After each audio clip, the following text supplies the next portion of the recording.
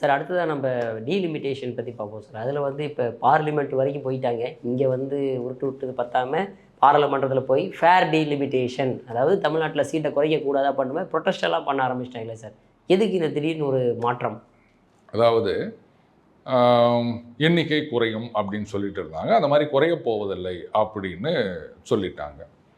என்ன பண்ண போகிறாங்க அப்படின்றத பற்றி இன்னைக்கு யாருக்கும் ஒரு ஒரு ஒரு திட்டவட்டமான ஐடியா கிடையாது.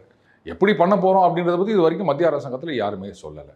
அதுக்கு முன்னாடியே இந்த மாதிரி இருக்கும் என்ன காரணம் சொல்கிறாங்கன்னா, அது பாருங்க, நம்மளுடைய அந்த வாய்ஸ் குரல் அங்கு ஒலிக்காது அப்படின்னு.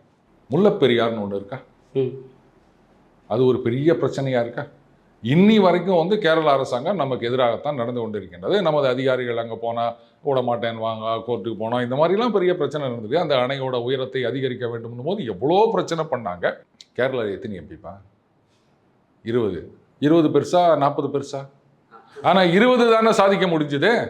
சரி, காவிரியில் பிரச்சனை எத்தனையோ வருஷமா வந்து போராடி போராடி போராடி மத்திய அரசாங்கத்தில் வந்து அழுத்தம் கொடுக்கணும் அப்படின்னா கர்நாடகத்தில் 28 எம்பிக்கள். இப்போ நீங்கள் சொன்ன மாதிரி இங்கே 39 + 1 40. 28 பெருசா 40 பெருசா?